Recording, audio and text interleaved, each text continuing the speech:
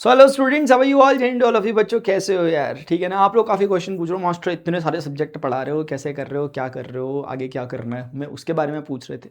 आपने वेदांतु क्यों ज्वाइन किया, क्यों ज्वाइन किया, उसका मैं तुम्हें हल्का सा एक ग्लिम्स देता हूँ बच्चों। सबसे पहले अभी तुम्हें पता होगा शायद, या नहीं पता होगा, पता नहीं तुम्हें पता होगा कि नहीं पता होगा, नीट का बच्चों भी एक रिजल्ट आया। आप जानते हो नीट का रिजल्ट होता है 720 मार्क्स का होता है। डॉक्टर बनते हैं इसमें बच्चे जो इसके लिए प्रिपेयर करते हैं। 12th 11th से बच्चे प्रिपेयर करना चालू कर देते हैं। उसके बाद अच्छे मेडिकल कॉलेज में, सरकारी मेडिकल कॉलेज में पहुंचने के लिए, एम्स जैसे कॉलेज में पहुंचने के लिए वो इस एग्जाम को दे रहे होते हैं। और एक अच्छा खासा कंपटीशन होता है यार। 20-20 लाख बच्चा जब इस एग्जाम को दे रहा है तो कंपटीशन तो होता ही होगा। 1 लाख बच्चे के करीब करीब ही और सीट मिल पाती है इतने बच्चों को, बाकी बच्चों को नहीं मिल पाती और नेक्स्ट ईयर ट्राई करते हैं। तो अच्छा कंपटीशन वाला एग्जामिनेशन है और मजेदार एग्जामिनेशन है, ऐसा कुछ नहीं खराब है। और मैं ये भी नहीं कह रहा कि जबरदस्ती तुम्हें इस एग्जाम को देना चाहिए, लेकिन मैं तुम्हें कुछ दिखाना चाहता हूं, पहले वो समझो, ठीक है ना।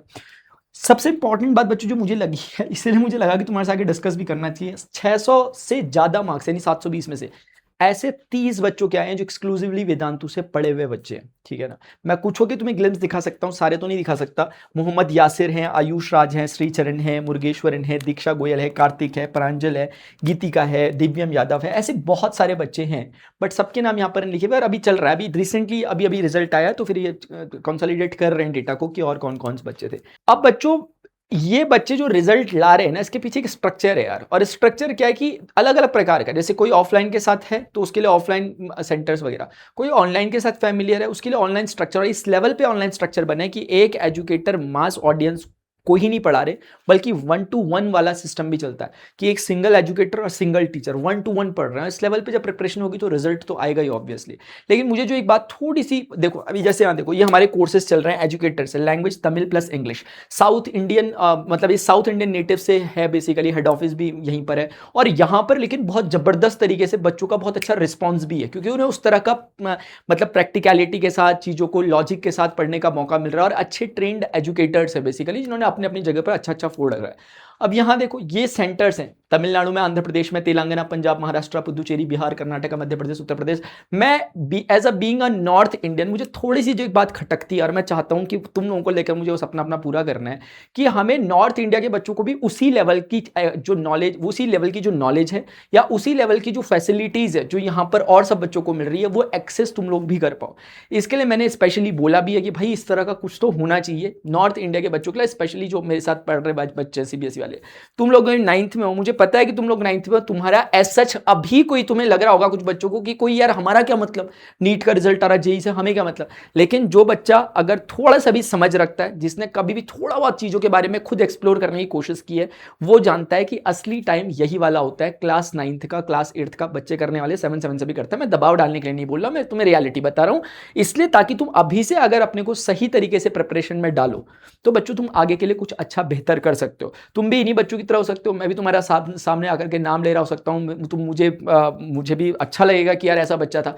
इसीलिए यार मैं तुम लोगों को लेकर के जो क्लास 9th के बच्चे ना, अभी से तुम लोगों पर मेहनत कर रहा हूं, जितना हो सके मेरे से उतना कर रहा हूं। और ऐसा नहीं है कि मैं अकेला अकेला करता रहूंगा। समय आने पर बच्चों जब जब मुझे लगेगा कि जैसे जैसे तुम लोगों को जिस जिस एजुकेटर्स की रिक्वायरमेंट है, जिस जिस सब्जेक्ट की जरूरत है, अभी तुम्हें 10th में आगे क्या करना होगा, 11th में आगे, 12th में आगे तुम्हें क्या कैसे बढ़ना है, कौन सी स्ट्रीम लोगे, उस तरह के एक्सपर्ट एजुकेटर्स मेरी पूरी कोशिश रहेगी कि तुम्हारे सामने ला करके खड़े किए जा सके, ताकि वही चीजें तुम भी एक्सेस कर सको घर बैठ के, या फिर जहां भी ऑफलाइन वगैरह सेंटर्स जो भी होंगे उसके लिए।